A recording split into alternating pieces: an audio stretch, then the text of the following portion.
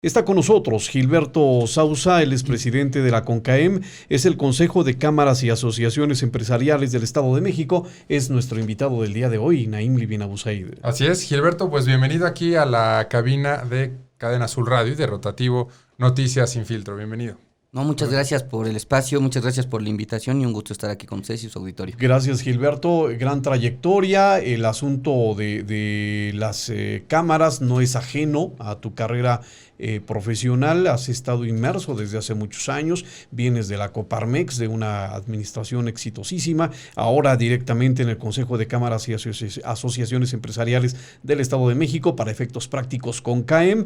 Pues también con muy buena perspectiva, Gilberto. No, muchas gracias por las palabras. Creo que sí, algo importante para el sector económico es que teníamos que aprender a afiliarnos a la cámara que nos corresponde, a la asociación que nos corresponde, con un firme propósito. Creo que si hacemos el trabajo en conjunto generamos beneficio y bienestar para todos, ¿no?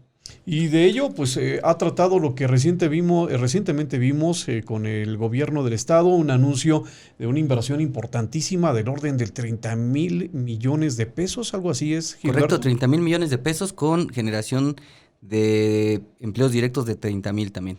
También creo que la parte aquí importante de resaltar es si es cierto el tema de inversión, pero también los beneficios que genera alrededor, ¿no? ¿Cómo está integrado este proyecto? Mira, partiendo, son diversos proyectos, en realidad es una bolsa que hablamos de parques industriales y parques logísticos, particularmente la mayor parte en el Valle de México, no estacionados en un solo municipio, sino lo tenemos diversificado. Está en Huehuetoca, Teoloyucan, Tepozotlán, Cuautitlán Izcalli, Tlalnepantla y Naucalpan, y una parte en Toluca y Lerma. La verdad es que hablar del paquete de inversión que se presentó con el gobernador no es el único. Estamos hablando de nuevas generaciones, o sea, no estamos hablando de reinversiones, no estamos hablando de plantas que crecen, o bien empresas que están en el Estado de México y que desarrollan algún segundo proyecto. No, estamos hablando de generación de nuevos parques. Todo nuevo. Todo es nuevo, toda esta inversión es nueva, que a su vez trae consigo beneficios directos para la sociedad.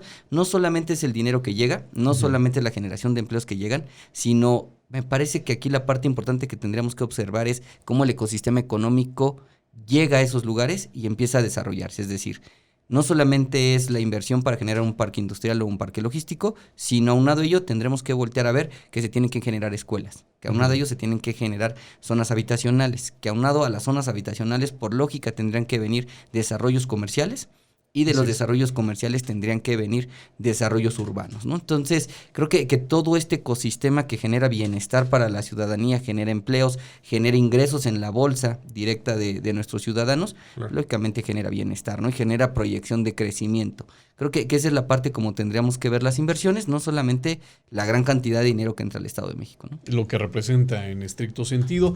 Para ello, ¿los consultaron a ustedes? ¿Hubo un encuentro previo? ¿Hubo algún perfil previo con ustedes para poder llegar a esta determinación de inversión y de proyección? Fíjate que es justo al revés. El sector económico nos sentamos previo con los alcaldes, verificamos cuáles son las zonas que se pueden explotar en temas comerciales, industriales, logísticos. ¿Por qué? Para ver el uso de suelo, para no impactar de manera negativa al municipio, para no impactar de manera negativa a las regiones.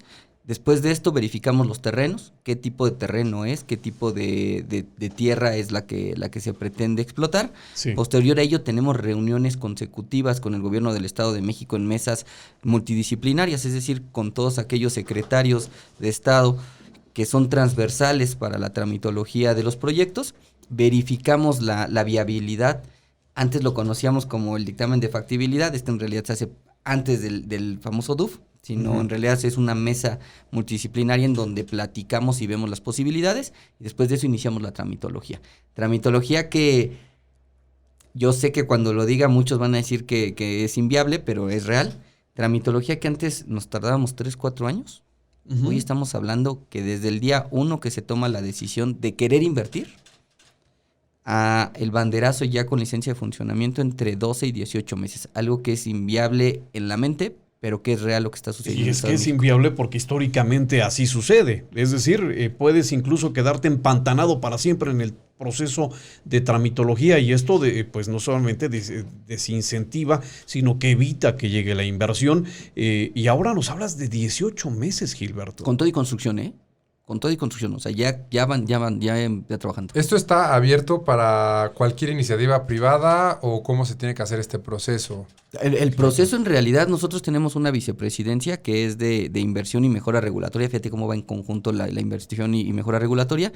Desde esa vicepresidencia comúnmente se acercan tanto los grandes desarrolladores o las empresas que pretenden llegar, y empezamos este plan. O sea, lo primero que hacemos es sentarnos, preguntar cuántas hectáreas requieren, y de ahí empezamos a trabajar, ¿no? Visualizamos qué tipo de giro es el que están buscando. Por ejemplo, si es logístico, lógicamente tiene que ser o Valle de México o la zona norte del estado. ¿Por qué? Por la salida que hay hacia cualquier parte del territorio mexicano, ¿no? Claro. Y además entonces hay este acompañamiento. Mucho del resultado exitoso entonces tendrá que ver con este acompañamiento, Gilberto. Lógicamente sí, fíjate que lo platicamos aquí fuera del aire hace aproximadamente unos 4 años, al inicio de la gestión del gobernador Alfredo del Mazo.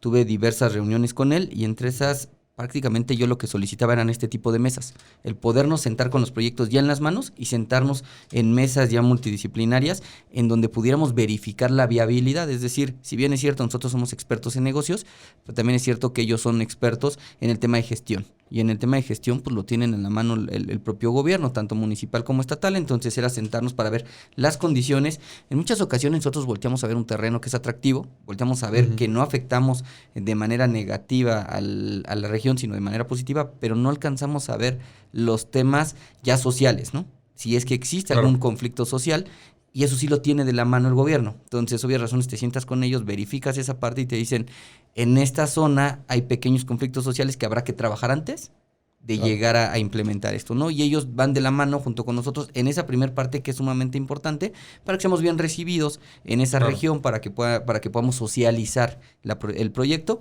y después de eso ya empezamos con todo el tema de tramitología. Inclusive supongo el tema de infraestructura que se requiere para las distintas obras. Sí, totalmente. ¿No? Sí, aparte independientemente de la inversión como tal de la instalación, pues todas las vías que se necesitan para también poder tener acceso a estos distintos lugares. Fíjate que sí, lógicamente, la verdad es que cuando hicimos estos anuncios, en algunas de las entrevistas nos preguntaban, ¿no? Pero ¿por qué pasa en el estado y no pasa en otros estados, no? Pues lógicamente por la situación geográfica, es decir, estamos ubicados en el mejor lugar del continente, no solamente el país, sino el continente entero.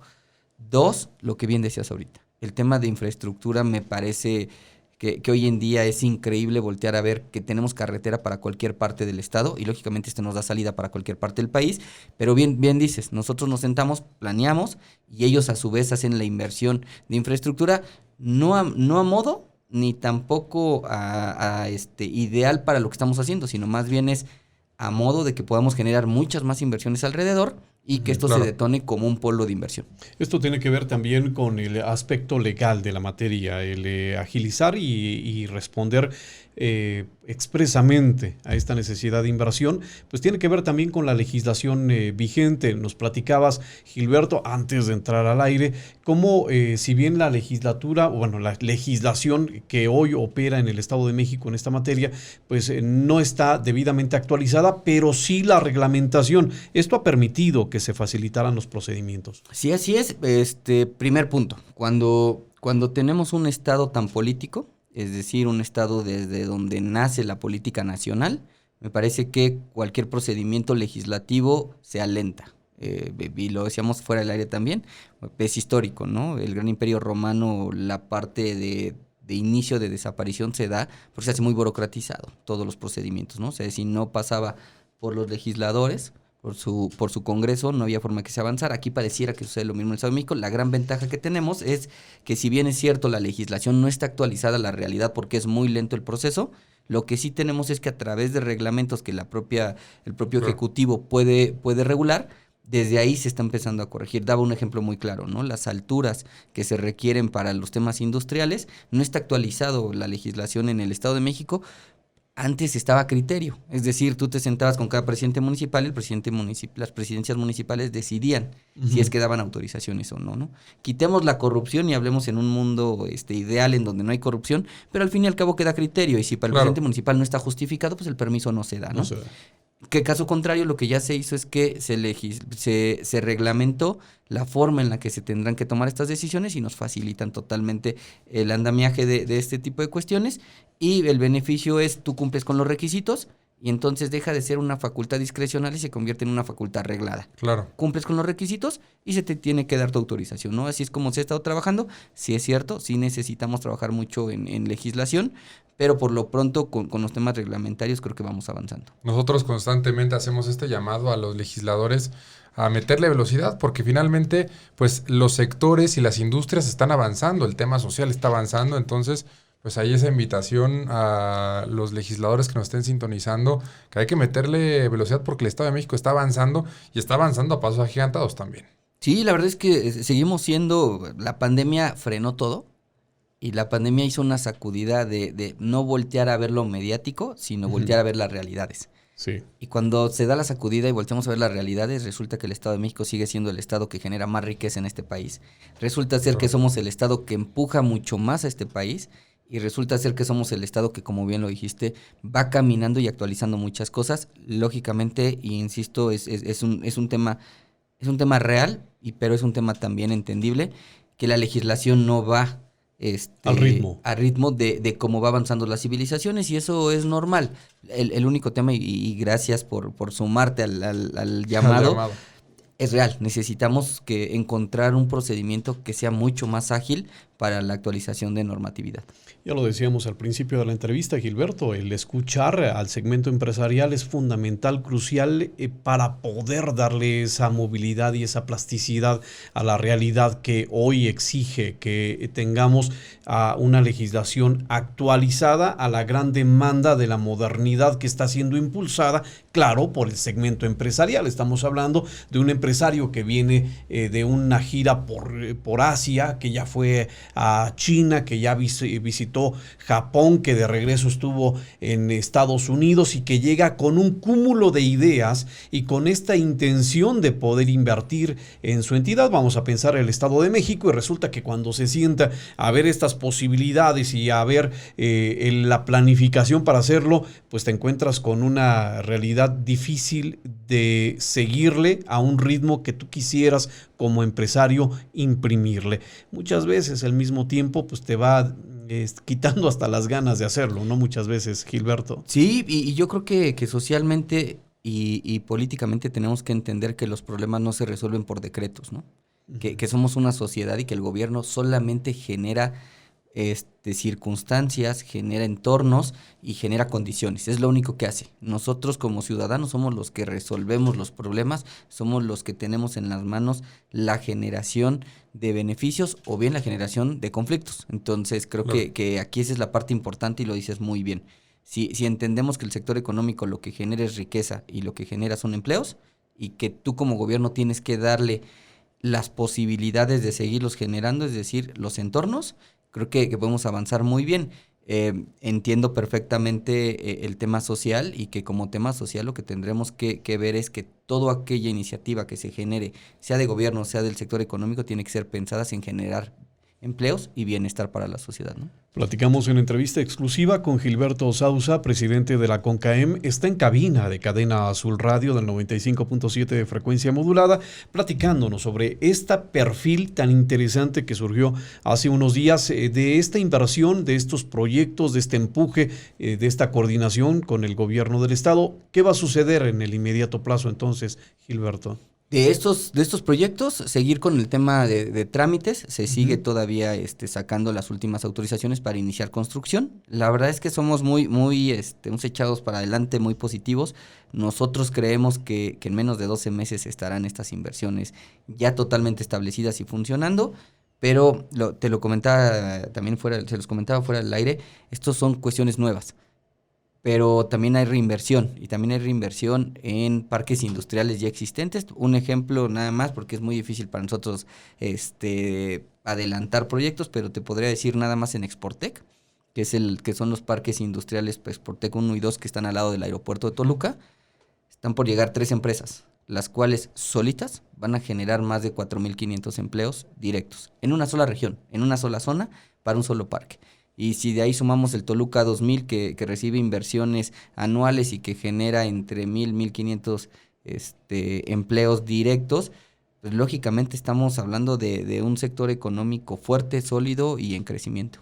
Gilberto, ¿cuáles serían los principales sectores, las principales industrias que más crecimiento están teniendo en el Estado de México?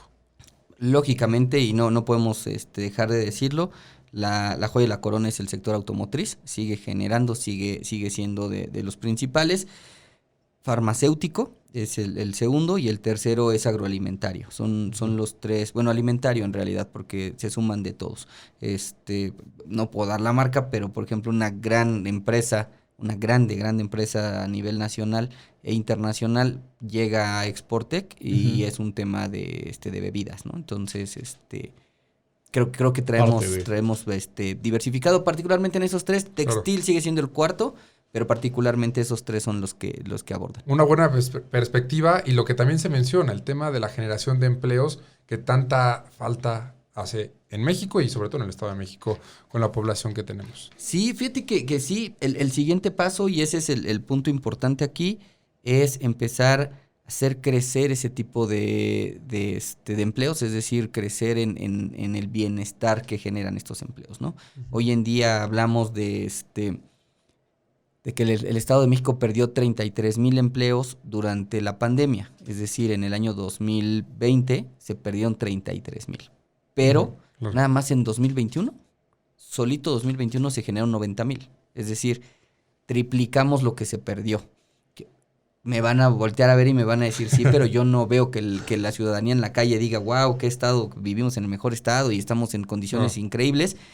Ese es el punto al que tenemos que seguir. Hoy se generaron los empleos, ahora hay que perfeccionar estos empleos. ¿Cómo se perfeccionan estos empleos? Lo he dicho muchas veces. La redistribución de la riqueza no se da por decreto, es decir, no te habla el gobierno y te dice a partir de mañana tienes que hacer esto y redistribuir la riqueza así. Lo que se tiene que hacer son condiciones adecuadas para que todos tengan la posibilidad de generar riqueza. ¿Esto cómo se da? Pues capacitando. ¿Esto cómo se da? Teniendo cada vez colaboradores mucho más especializados y con capacidades o con habilidades de primer nivel, ¿no? Y con esto, lógicamente, lo que conlleva es que exista una lucha entre estos sectores para que colaboradores tengan la posibilidad de cambiar de empleo al día siguiente en una empresa en donde les den mejores condiciones y nosotros a su vez los recibamos otros. ¿Esto qué genera? Crecimiento. Y esto no es nuevo, esto no lo inventa nadie, esto se da desde hace muchos años en Alemania. El tema del sistema dual justo genera eso, que tienes colaboradores perfectamente calificados, que un día están en una empresa, al día siguiente están en la empresa de enfrente, pero como son procedimientos de alto nivel, es muy fácil que se enrolen y es muy fácil poder generar bienestar, ¿no? Con eso generas calidad, generas bienes y servicios de alto nivel y por obvias razones haces un círculo virtuoso en donde vendes a un precio adecuado, con una ganancia adecuada y con salarios adecuados para todo tu ecosistema empresarial, ¿no? Y ya que estamos hablando del segmento empresarial, que no podía ser de otra manera con Gilberto Sousa, el presidente de la CONCAEM, aprovechando tu presencia en esta cabina de radio, Gilberto, hace esta misma semana, un par de días, el presidente, ¿fue ayer o antier? Antier, ¿verdad? El presidente Andrés Manuel López Obrador hizo presentación formal de este proyecto para evitar que la inflación siga impactando en la República Mexicana. Un tema que estuvo acompañado por empresas, representantes de distintas empresas de carácter transnacional y que, dijo el presidente, es un compromiso compartido, no hay coacción en la generación de esta proyección inmediata, sobre todo con los productos de canasta básica, una proyección que tienen de inmediato plazo, pues esta misión de seis meses de operación. ¿Cómo se ve este proyecto desde la CONCAEM? Mira, yo te diría diferentes enfoques. El primero, porque aparte ayer dimos varias entrevistas y es interesante las notas que salen hoy, porque lo tomaron, cada quien tomó la parte de la entrevista, ¿no?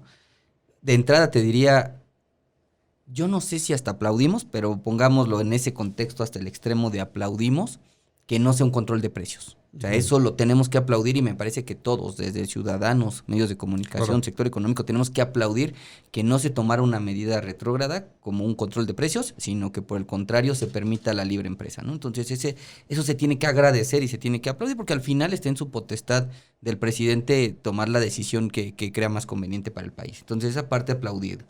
2, me parece que hay que reconocerle al presidente de la República que entiende perfectamente que la inflación es un tema del gobierno, no es un tema de empresarios. ¿Por qué la inflación es un tema de gobierno y no es un tema de empresarios? Porque si entendemos la inflación como aquel porcentaje de aumento de precios en los productos, particularmente canasta básica, y que ese aumento de precios se entiende particularmente por la facilidad o la dificultad para la generación de bienes y servicios, entra entonces el panorama principal, que es el gobierno quien da ese entorno, quien da esas posibilidades de generar bienes y servicios de manera fácil o difícil, ¿no? Entonces, cuando lo entiende así y el inicio de su proyecto o de su plan para estabilizar la inflación es un apoyo al campo para generar productos o semillas mucho más, de una manera mucho más sencilla, dicho de manera burda, Lógicamente esto conlleva que se les tiene que dar fertilizantes, como él bien lo dijo, que se les tiene que dar facilidades para la producción, que se les tiene que generar beneficios en el tema de importación de suministros que ocupen en el campo, como es el sulfato, cosas así. Me parece que hay que aplaudirlo porque lo toma desde el punto de vista correcto, es decir, el gobierno tiene que hacer actividades. Por el otro lado, cuando se acerca con las empresas y solicita que las empresas detengan el crecimiento de los precios, de entrada es positivo, pues tiene que tener una fecha límite, y una fecha límite corta, es decir, yo te pido a ti que no subas los precios, que aguantes lo más que puedas, en lo que estabilizo las facilidades que le voy a dar al sector para que puedan producir bienes y servicios y sea más fácil. Es decir, necesito que haya una sobreoferta para que en la demanda lo que suceda es que baje el precio. Sí. Eso es lo que tengo que hacer. Entonces, mientras tanto, te pido que sostengas los precios. Aquí lo que nosotros vemos complicado es que se acerca a las empresas, no a los sectores. Es decir, me acerco, voy a poner marcas, me acerco porque él lo mencionó, sí. Me acerco a Walmart y le pido a Walmart que mantenga precios. Ok, Walmart tiene 2 opciones para mantener precios. Una, castiga sus utilidades, pero si castigo utilidades, lógicamente no genero empleos. Si castigo utilidades, lógicamente no genero inversión. Si castigo utilidades, lógicamente mis colaboradores no van a tener aumento de salarios y no van a tener beneficios. Es opción 1. Opción 2, castigo al productor. Es decir, le pago menos al productor. Yo no castigo utilidades, pero sí le pago menos al que me vende el producto al productor, al que genera el producto como tal. ¿Qué sucede con ese productor? Pues lógicamente él no va a generar inversión, él no va a generar crecimiento, y él no va a generar desarrollo económico en su ecosistema. Probablemente hasta deje de producir. Y empezamos con escasez. Entonces, al final, sí entiendo, y sí era algo que se tenía que hacer, sí, pero en un periodo corto, casi inmediato. O sea, decir, sosténme los precios 2 meses en lo que iniciamos una espiral positiva y empezamos a hacerlo. Eso yo no lo vi. Yo lo que vi ayer fue pónganse con nosotros, apóyennos. Pónganse la camiseta. Y salgan con nosotros a apoyar. Está muy bien. El último punto que también es positivo es el mensaje que mandamos hacia afuera. El mensaje que mandamos hacia afuera es: estamos trabajando en conjunto. Estamos haciendo las cosas juntos y queremos sacar esto adelante. Me parece que ese es muy positivo. En general, la respuesta es positivo el mensaje, sí. Es positivo el plan, sí. Pero me parece que se queda corto. Se queda corto. No creemos que tenga el efecto que se requiere. Sí creo que se tiene que hacer mucho más. Alguien me preguntaba ayer y lo tomé positivo. La pregunta es: ¿no será solamente la punta de lanza para lo que se pueda venir? Ojalá. Más. La respuesta es ojalá que sí. Ojalá que así sea. No es necesariamente que se siente con las cúpulas empresariales, pero sí creo que se tendría que sentar por sectores, es decir, por cada parte. Sobre todo en este contexto que al gobierno federal le ha costado mucho trabajo el reunirse y el dialogar con la iniciativa privada. Históricamente, o en lo que va de este sexenio, ha sido muy complicado trabajar en conjunto porque efectivamente no se han hecho pues mucha, no digamos ayuda, pero creo que no se ha trabajado de la mano como en otros momentos hemos visto o como lo estamos escuchando en el tema del Estado de México. Entonces el mensaje que se manda ayer probablemente sea algo en positivo y esperemos exactamente como mencionas que sea la punta de lanza. En esto supongo que impactó también al Estado de México. Sí, claro, pues mira, una de las empresas que salió a decir que apoyaba al 100% fue Bimbo. Y lo mencionaba yo ayer también en una charla. Empresas que tienen gran parte del mercado, les es viable. Es decir, tomó dos ejemplos muy claros el presidente. Digo, la verdad es que si algo hay que aplaudirles, que comúnmente da pasos sólidos. O sea, es voltea a ver qué va a hacer. Y va acompañado de cuestiones que son imposibles de cuestionar como tal, ¿no? Un ejemplo es el tema de Bimbo. Bimbo como tal, pues la competencia que tiene es mínima. Entonces, ¿con quién te tenías que sentar en ese sector? Sí, claro, con Bimbo, porque Bimbo tenía que salir a decir porque tiene un gran margen del mercado. Dos, en tema de telecomunicaciones, pues si hablamos de tema de telefónico, pues lógicamente te tenías que sentar con Telmex y con AT&T, y si ellos dos salen a decir lo mismo, lógicamente ya tienes acaparado la mayor parte del mercado. Pero no volteamos a ver el tema del agro, es decir, si ves jitomate, si ves cebolla, si ves chile, si volteas a ver la carne, el pollo, toda esa parte no la tiene una sola empresa. Es decir, por más que tú voltees a ver a Walmart, Walmart no es productor. Walmart no es el que genera esos productos, es el último de la cadena. En todo caso. Todo lo demás no lo volteaste a ver. Entonces, en todo lo demás es en donde tendría que haber un acuerdo. Y perdón, ¿qué número de productores tenemos de jitomate, de cebolla, de chile? Infinidad. Entonces, más bien no tendrías que haber volteado a ver a una empresa, sino tendrías que haber volteado a ver al sector completo, ¿no?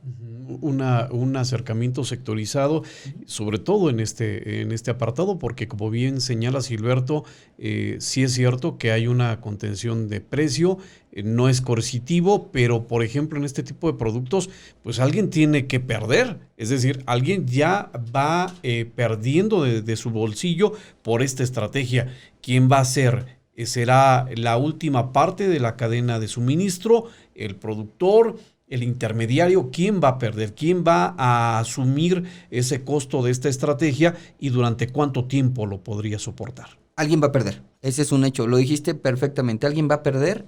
Yo lo único que sí diría es que no pierda el que más necesita. ¿Quiénes son los que más necesitan? Dos sectores, el productor y el otro, los colaboradores de toda la cadena. Esos son los dos que no tienen que perder, ¿no? Estoy seguro, y lo adelanto, que las empresas castigarán sus utilidades y entonces ¿quién va a perder? El futuro. O sea, no vamos a tener posibilidades de reinvertir y no vamos a tener posibilidades de generar más empleos. Esa es la parte que tampoco se voltea a ver. Es decir, era un problema con muchas aristas, era un problema con muchas dificultades y me parece, insisto, me parece positivo, creo que se tocó la menos grave, pero tiene que ser a corto plazo, o sea, tiene que ser un periodo muy corto para agarrar una espiral positiva, pero sí tiene que haber más atrás, o sea, tiene que haber proyectos, tiene que haber iniciativas, tiene que haber forma de poder generar facilidades y insisto, hay que ver la inflación como lo que es, la facilidad o la dificultad para generar bienes y servicios. Si lo vemos desde ahí, entonces tendremos que hacer acciones que nos faciliten generar bienes y servicios. Eventualmente tendrá que ser un tema que se discuta a cabalidad y de manera permanente, porque ya como usted lo está escuchando a través de esta frecuencia radiofónica, en realidad no hay respuestas simplistas, pues esto tiene un trasfondo importantísimo de muchas aristas, como bien señalas, Gilberto, y como tal, pues se tiene que hablar largo y tendido para poder entender todo el contexto, porque por mucho que se insista o por mucho que se quiera tener una respuesta monosilábica de sí, no ¿Por qué de este modo? No lo existe, no lo es. Estamos hablando del mercado, estamos hablando además de un fenómeno global que ni siquiera tiene que ver con una sola causa. Entonces, de la mano de todo ello, la verdad es que se está caminando por un terreno muy, muy poco sólido, pero se tendrá que hacer pues de la mejor manera. Fíjate que antes de que entrara aquí a cabina, le escuché la última nota que daban, el crecimiento de la tasa de interés por parte de la Fed en Estados Unidos, que es histórico. Claro. Pero es histórico, pero no volteamos a ver los efectos que va a tener. Yo escuchaba al presidente de la República el día de antier decir que le pedía al Banco de México que ya no creciera más la tasa, ¿no? Claro. Uh-huh. Y como empresario aplaudimos que ya no crezca más la tasa porque es dinero más, cada vez que crece la tasa es dinero más caro para nosotros para poder reinvertir. Así es. Que quisiera explicarle eso a tu auditorio. Cuando un empresario invierte, no invierte con su propio dinero, invierte con deuda, invierte con endeudamiento. Entonces ese endeudamiento pues viene de base Claro. con la tasa de interés de referencia. Entonces, al subir Estados Unidos su tasa de interés, ¿qué va a suceder? Que vamos a tener fuga de capitales. Es decir, habrá algunos que digan, en lugar de dejar mi dinero en riesgo en México, lo saco de aquí, lo meto en Estados Unidos, ya tengo un interés mayor, no mayor que el de México, pero allá no hay riesgo. O sea, ahí yo sé que va a llegar mi pago. Entonces, eso no se ha volteado a ver y también va a generar un pequeño grado de inflación también. ¿Por qué? Porque si el dinero no está en flujos como se venía teniendo para poder reinvertir, claro, lógicamente también genera una expectativa negativa a eso, un tema de parálisis, a lo mejor no catastrófico, pero sí un pequeño parálisis, voltear a ver y decir, ya no va a haber la misma cantidad de dinero de flujo en la calle para poder tomarlo como endeudamiento y poderlo usar, ¿no? También hay que voltear a ver todos esos efectos. Para toda la gente que nos está escuchando, el que Estados Unidos modifique esta tasa le afecta a México. Literal, sí, y no solo a México, le afecta al mundo. O sea, entendamos que hay países que son económicamente hablando de primer mundo, y hay que hablar de que hay países que son emergentes. Entre esos, y pongamos un ejemplo muy claro, tienes a dos personas que te piden dinero prestado y uno tiene un empleo fijo, el otro no tiene empleo. ¿A cuál de los dos le prestas, no? Lógicamente le vas a prestar al que tiene empleo fijo y que tiene facilidades de pagarte. Eso mismo sucede a gran escala, ¿no? En la macroeconomía. Estados Unidos es la persona que tiene empleo fijo y México es el que posiblemente tengamos empleo a veces sí, a veces no. Entonces, lógicamente, para la gente prestarnos el dinero o meter el dinero en deuda a un país depende de eso. Entonces, la tasa de interés crece en Estados Unidos, les pagan más intereses. Lógicamente, a mí me interesaría mucho más invertir en un país en donde tenga certeza a un país en donde la certeza no se tenga al día, ¿no? Entonces, hay que ver esa también dificultad, ese efecto que va a tener en el país. Interesante lo que se le viene al presidente, me parece que tendrá que poner atención a muchos temas técnicos, porque si bien es cierto, el Banco de México es independiente, pero al final también se escucha lo que el presidente diga, ¿no? Y eso es histórico. Entonces,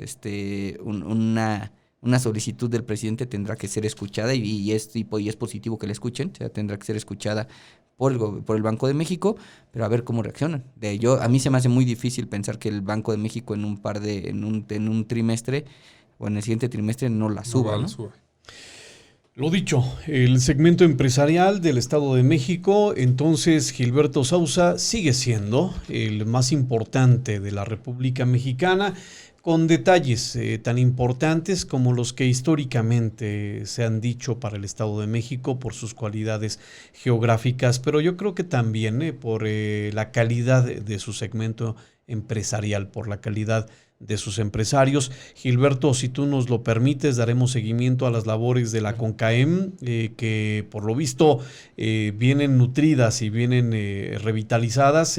Gracias por dedicarnos un poco del espacio de tu agenda para venir a platicar con la audiencia del 95.7. Siempre bienvenido, Gilberto. No, muchas gracias. La verdad es que un agradecimiento por el espacio que le dan al sector, un agradecimiento por el espacio que le dan a un servidor y sobre todo permitirnos explicar un poquito de la labor que se realiza desde el sector económico, de las organizaciones empresariales y del trabajo que hacemos todos los días por generar bienestar para toda la ciudadanía del Estado de México. Gilberto Sousa, presidente de la CONCAEM, nuestro invitado especial en cabina de Cadena Azul Radio. Muchas gracias, Gilberto. Estamos ahí pendientes para pues más apreciaciones. Seguramente va a empezar a haber muchas noticias de la tasa del tema de la inflación, de la inversión privada, tanto en México como en el Estado de México. Ahí estaremos preguntándote todas las dudas que también estén llegando aquí a Rotativo Noticias. Claro que sí, muchas gracias y el Gracias. día que gusten aquí estaré. Gilberto, Gracias. redes sociales de la CONCAEM. Más bien las personales, Sí. Gilberto Sousa MX, desde ahí podemos atender cualquier duda o cualquier cuestión que tengan del sector económico con todo gusto. Sousa, escrito con S y Z después. Correcto. Ahí está la apreciación. Gracias, Gilberto. Muchas gracias a la CONCAEM.